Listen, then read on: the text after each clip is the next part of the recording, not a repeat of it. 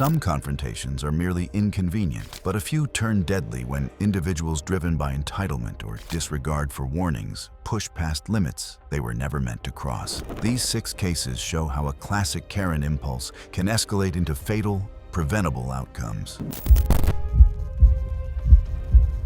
It was April 10, 2020, at a small private rental home 25 miles outside Denver, Colorado. The property sat on a quiet road near a line of older pine trees with a narrow driveway leading to the 2-story event-style house used for small gatherings. The guest that weekend was 39-year-old Marla Jensen. She lived in Aurora and worked in retail, and co-workers later described her as strict about rules when they applied to others, but more flexible with herself. Friends said she often expected people to follow her plans and regularly left cleanup tasks to others during small gatherings. She had rented the property for her birthday and invited more than a dozen people, but only 3 friends showed up. Witnesses said she drank heavily and left food and drinks scattered around the living room before 2 of the guests headed home near midnight. Checkout time was set for 11 a.m. When the cleaning team arrived at 10:45, they reported that Marla refused to let them in at first and insisted she needed more time. Once inside, they found the living room littered with trash and noted multiple slippery spots near the staircase,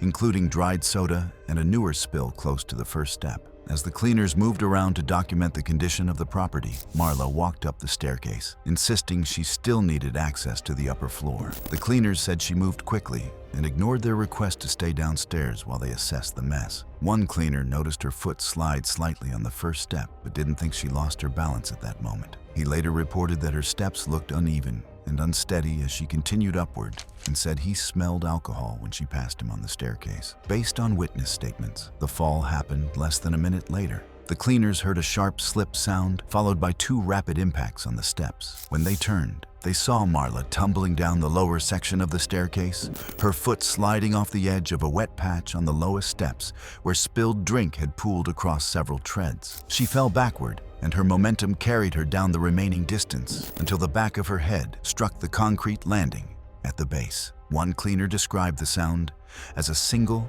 heavy thud. She did not attempt to get up or respond. Emergency services arrived within 8 minutes. Paramedics found her unresponsive with no reaction to pain and noted a deep scalp wound at the occipital area. She was pronounced dead shortly after reaching the hospital. The coroner determined that she died from blunt force trauma to the back of the skull. Toxicology showed a blood alcohol concentration of 0.12%, which investigators cited as a factor in her instability. They also documented the wet spill on the stair tread. Their report concluded that the fall began when she ignored checkout rules and went upstairs during cleaning. The owner later updated rental policies, requiring guests to report spills on stairs or elevated surfaces.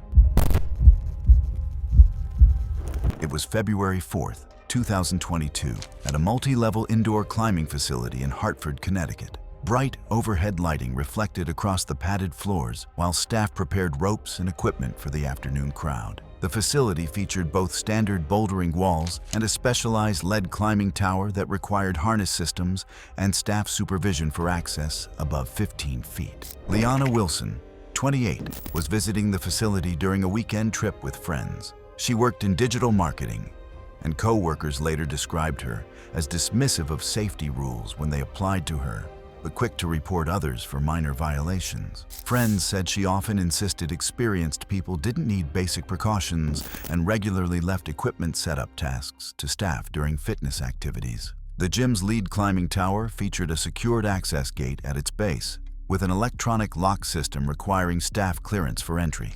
The tower rose 25 feet and was designed exclusively for supervised climbs with mandatory harness attachment. Multiple warning signs detailed the height restrictions and equipment requirements. Witnesses reported that Liana approached the tower during a shift change when the supervising instructor was briefly called away to handle an equipment issue. The electronic gate had been left unlatched after a manual override was used during the equipment issue, and staff had not yet re-engaged the lock when the shift change occurred. Security footage showed her entering the restricted area during this brief window, when no staff member was stationed at the tower base. Staff discovered her unauthorized access when the supervising instructor returned to find the gate open, and Liana already halfway up the tower wall. From ground level, they called for her to stop climbing and return to the base for proper equipment fitting. Witnesses reported hearing the staff members' repeated instructions, but noted that Liana continued ascending without acknowledging the directions. Near the 20-foot mark, Liana positioned herself on 2 intermediate holds while adjusting her stance to reach a higher grip. The hold she selected had been marked in maintenance logs for surface wear and was scheduled for replacement during the next route-setting cycle. As she committed her full body weight to the transition, her left foot began sliding on the lower hold. Security footage captured the initial slip as her shoe lost contact with the textured surface. Her right hand, still reaching for the higher grip, could not compensate for the sudden weight shift. Witnesses described seeing her body rotate counterclockwise as she lost contact with the wall, falling backward toward the gym's standard 4 to 6 inch commercial crash pads 20 feet below. Staff reached her immediately and called for emergency services while clearing the surrounding area. The coroner determined that she died from severe impact trauma, including a basal skull fracture and cervical spine injury consistent with an uncontrolled backward fall from height. Forensic review confirmed that the absence of a harness eliminated any chance of controlled descent. Following the incident, facility management expanded restricted area barriers and implemented automated gate locks requiring staff clearance before access to elevated walls. It was August 29, 2020, at a multi-level retail complex in the Bukit Bintang district of Kuala Lumpur, Malaysia. Heat reflected across the rear loading corridors as trucks cycled through scheduled movements, forming conditions where stepping beyond customer access areas placed individuals in active vehicle zones with limited visibility. Yvette Yu, 37, had visited the mall that afternoon to return an item she claimed to have purchased the day before. She approached the store intending to receive a refund before meeting her family later. Friends described her as assertive and easily frustrated when policy limits conflicted with her expectations. Family accounts indicated she frequently reacted strongly to situations she considered unfair, especially when guidelines limited what she wanted to do. Inside the store, witnesses recalled her growing agitated when staff explained that a refund could not be processed without proof of purchase. Several employees reported that she advanced toward the counter while raising her voice. Security footage showed mall personnel stepping in as her behavior escalated, guiding her toward the exit to prevent disruption. The service lane behind the complex operated on a timed rotation, with large trailers maneuvering through narrow passages that created blind spots. Surveillance footage showed Yvette moving abruptly away from the main walkway after being escorted out. Instead of continuing toward the public parking area, she walked directly past warning signs marking the service entrance as restricted to authorized personnel only. Witnesses stated she deliberately ignored the directional signage, pushing through the clearly marked pedestrian barrier to enter the delivery corridor. A pair of trailers had just received clearance to reposition when Yvette entered the corridor. Surveillance footage showed her crossing the lane at a diagonal, moving between a stationary loading bay and a trailer preparing to pull forward. The driver's cabin sat elevated, leaving a blind area along the leading edge where pedestrians could not be seen. Witnesses positioned near the loading bay observed her pause approximately 15 feet from the moving trailer's path. She then continued forward at an angle that brought her directly into the trailer's turning radius. The front corner of the advancing trailer entered the corridor at approximately 5 miles per hour. The trailer's leading edge made contact with Yvette's right side as she stepped into its path. The impact occurred at torso height, with enough force to knock her sideways. Witnesses described seeing her body twist from the initial contact before falling toward the pavement. The driver did not detect the collision until bystanders began shouting. Yvette struck the ground hard, landing on her left side with her head making contact with the concrete surface. The trailer continued moving forward approximately 2 additional feet before the driver applied the brakes. Staff from the loading area rushed toward her position. Responders arrived shortly afterward and assessed her condition. She showed no signs of movement when they reached her. The coroner determined that she died from blunt force injuries, consistent with being struck by a moving trailer. Mall management later installed additional physical barriers separating customer walkways from delivery lanes. It was October 11, 2021, at an enclosed renovation site inside a mixed-use building in downtown Toronto, Ontario, Canada. Temporary lights cast uneven shadows across scaffolding while workers prepared materials for the afternoon shift. Multiple barricades surrounded the active floor, and entering the zone meant bypassing the physical safeguards meant to prevent falls. Kaylin Davis, 40, was working from home in a nearby unit while the building underwent scheduled interior upgrades. Friends and co-workers described her as strict about rules when they applied to others, but insistent that building staff adjust normal procedures around her remote work schedule. Neighbors said she frequently complained about ordinary maintenance sounds and often approached staff directly when she felt her concerns were not being addressed quickly enough. Family members later noted she sometimes entered restricted areas to confront workers she believed were ignoring her expectations. That afternoon, she walked to the renovation level, intending to record what she claimed was unacceptable noise. Even though the work followed posted construction hours and had not produced anything unusual for an active renovation site, the upper floor renovation area contained alternating sections of plywood sheets, temporary coverings, and open framing. Maintenance logs noted one large floor cutout awaiting reinforcement later in the day. Barriers, caution tape, and orange mesh fencing were positioned around the perimeter, and signs directed residents away from the restricted area. Workers first saw Kaylin approaching while holding her phone up. Footage showed her moving directly toward the barricades, angling the camera toward the equipment. Witnesses reported that she lifted the caution tape and walked underneath without slowing, muttering that workers were ignoring her and that she needed to document it. A site supervisor called out for her to stop. She glanced briefly toward him, but continued forward with her phone raised. Two workers stepped into her path, but she sidestepped around them and advanced deeper into the corridor, disregarding repeated warnings. Inside the zone, workers followed behind her, urging her to turn back. She continued walking while recording, focusing entirely on her phone. As workers approached from the front, she stepped backward to widen her camera angle. Surveillance footage captured her taking 3 backward steps along a plywood sheet without looking at the floor behind her. The uncovered cutout lay roughly 4 feet back from her position, a gap about 3 feet wide that opened to the level below. Her 4th backward step carried her right foot past the edge of the plywood. With no surface beneath her heel, her weight shifted abruptly, causing her body to pitch backward as her phone fell from her hand. Witnesses saw her upper body tilt sharply before she dropped through the opening, rotating slightly during the fall. She fell approximately 12 feet and struck an exposed horizontal beam with her back and shoulders before collapsing onto the subflooring below. Workers reached the lower level moments after hearing the impact. Responders arrived shortly afterward, but found no signs of movement. The coroner determined she died from injuries consistent with a fall onto structural components. Following the incident, building management increased physical barriers at corridor intersections and updated contractor protocols to reinforce strict access control around renovation areas. It was April 9th, 2022, at a coastal grassland reserve in southern Australia. Late morning light fell across the open plains as pockets of wind moved through the tall reeds. The reserve contained free-roaming feral horses, creating conditions where unauthorized approach placed visitors within the animal's unpredictable range.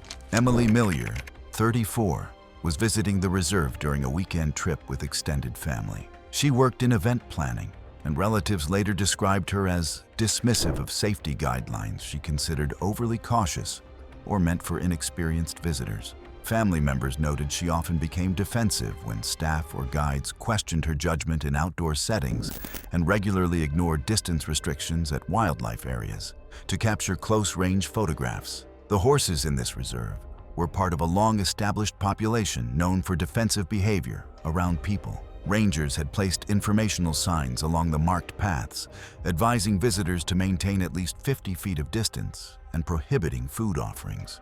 Seasonal reports indicated that several young stallions had been competing for grazing space that month, increasing their reactivity to unfamiliar movement near the herds. A ranger stationed near the trailhead had specifically warned Emily's group about approaching the horses after observing her walking ahead with food visible in her hand. Visitors on the main track saw Emily leave the designated trail and walk directly toward a grazing cluster at the edge of the plain, ignoring the ranger's earlier warning. Investigators later reviewed footage from a nearby tourist's camera, showing her holding out a handful of snacks taken from her bag. The same footage captured a ranger calling out to her from the trail, instructing her to stop and return to the marked path. Emily glanced back briefly, but continued forward, waving dismissively in the ranger's direction before turning her attention back to the horses. The footage captured the stallion raising its head as she approached, its ears angled sharply in the direction of her movement. The terrain near the ravine consisted of uneven ground and scattered rock outcrops formed by erosion. Environmental review noted that the grass surface concealed shallow dips, making footing unstable. Witnesses recalled seeing Emily adjust her phone angle repeatedly as she stepped closer, shifting her attention between the animal and the camera. As she closed the distance, the stallion advanced a few steps. Rangers reviewing the footage identified the posture as one commonly displayed when a stallion feels challenged or startled. The horse lifted its front legs in a short rear, redirecting its weight backward before striking forward with a kick. The movement occurred quickly enough that nearby visitors had little time to react.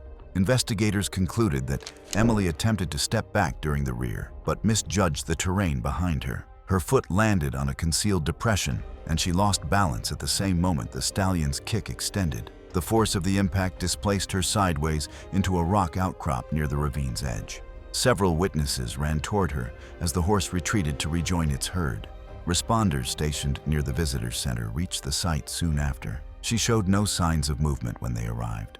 The coroner determined that she died from head and upper body injuries, consistent with being struck and then falling against a fixed surface. Forensic analysis supported that her backward step placed her in direct alignment with the rock formation at the time of impact. Reserve officials later reinforced perimeter boundaries around active grazing zones. Updated guidance emphasized that feral horses, despite appearing calm at distance, respond defensively to direct approach and food gestures.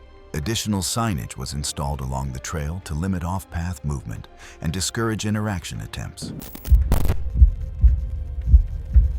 It was January 15, 2024, in a gated residential community approximately 15 miles outside Phoenix, Arizona. Afternoon heat shimmered across the asphalt driveways as homeowners returned from weekend errands. The neighborhood featured strict homeowners association rules regarding property modifications, creating an environment where disputes over violations often escalated beyond initial complaints. Patricia Vance, 42, had lived in the community for 3 years and served on the Homeowners Association Board. Neighbors described her as obsessive about enforcing community standards, frequently photographing minor violations and filing formal complaints against residents she felt were not maintaining their properties appropriately. Fellow board members noted she often took enforcement actions personally when homeowners challenged her authority and regularly escalated disputes rather than seeking compromise. The conflict that day involved a neighbor who had installed decorative solar panels without prior board approval.